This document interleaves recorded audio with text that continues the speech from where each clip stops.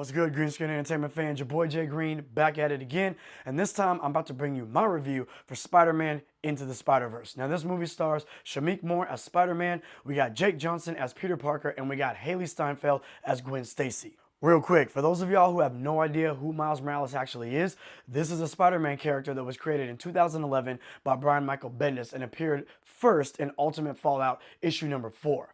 In this movie, we learn his origin story, which is basically the same as every other Spider-Man origin story. He's bit by a radioactive spider, yada yada yada, blah blah blah blah, you get the idea. Now in this movie, he ends up crossing paths with other Spider-Men and Spider-Women, and he ends up teaming up with them in order to take out an impending doom that could destroy all of reality. There goes the neighborhood. Now, to be completely upfront, growing up, I didn't really read a whole lot of the Spider-Man comic books, and I definitely didn't watch a lot of the cartoon. Not that I wasn't a big Spider-Man fan, I am. It's just that X-Men and Batman were a lot more up my alley. With that said, for me to see all these brand new characters, which are brand new to me, was very fresh and very entertaining to see play out on the big screen.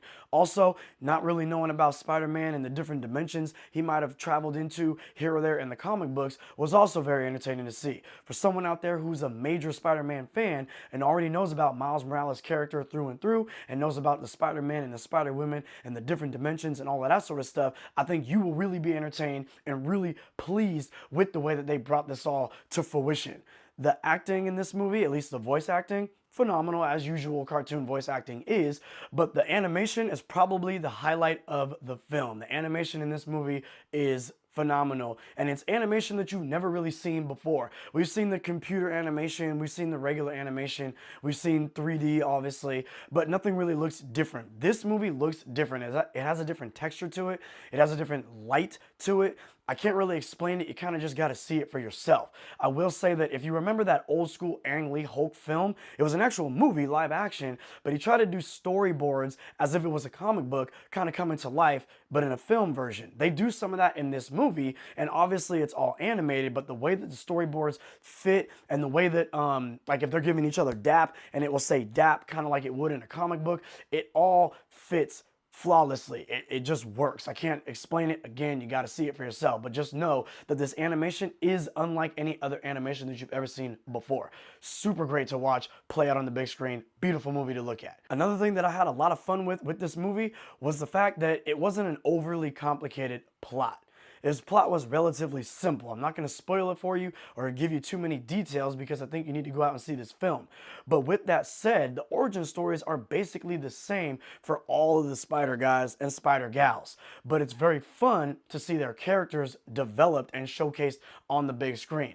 Miles Morales' dad, cool individual, he's a cop. Miles Morales, you got him as the vigilante. So there's definitely going to be some issues between that. You have his uncle, I'm not going to give you some details, but just know that his uncle is a significant role in the film that definitely catapults Miles Morales in a certain direction off of his emotions and his feelings towards certain things that go on. So when you see all of that stuff, even though everything in the backdrop is relatively simple and pretty much like, stuff you've seen before, it keeps you involved and it keeps you invested in the film. And I thought that was great writing, great directing to be able to give you what you already know, but then put a spin on it.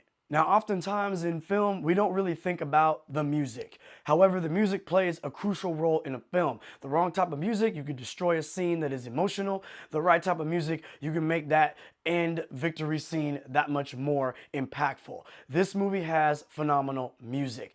Like I said before, we don't always notice it, but when it's there and it's legit, you're definitely going to stand up and want to applaud for that soundtrack. And this is the type of soundtrack that fits well with the film. Sometimes films will just have random songs or whatever playing and you're like, I don't really understand the choice of that song and why it is picked for this particular scene. But the montages and certain things that go on in this film, and when Miles Morales' character has to do a certain activity or he feels a certain type of way, the music swells up and you're like, good choice on that. Look, y'all, I'm gonna tell you like this, at the end of the day, this movie was phenomenal. Go see it in the theater, ASAP Rocky, don't play. And when you think about all the Spider-Man films, this definitely is up there. I'm talking about Spider-Man 2, I'm talking about Spider-Man Homecoming, and then I'm talking about this movie, Spider-Man Into the Spider-Verse. Go see this shit right away. It's worth a trip to the theater. Yo, I hope it gave you a little bit of insight into what this film was about, who this character is, and why you should go to the theater to see it. It wasn't really anything that I did not like about this movie. Anyways, while I got you here, do your homie a favor, like, subscribe, Your boy Jay Green, I'm out.